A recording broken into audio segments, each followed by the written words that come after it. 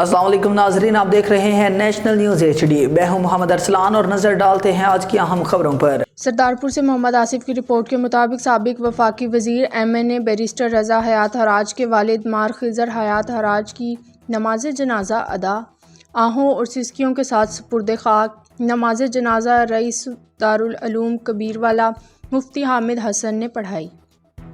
نماز جنازہ میں وزراء سمیت سیاسی و سماجی شخصیات نے شرکت کی۔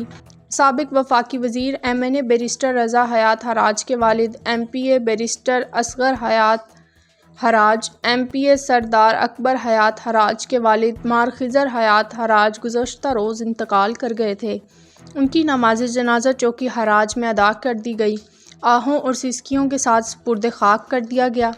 نماز جنازہ مدیر دارالعلوم کبیروالا مفتی حامد حسن نے پڑھائی۔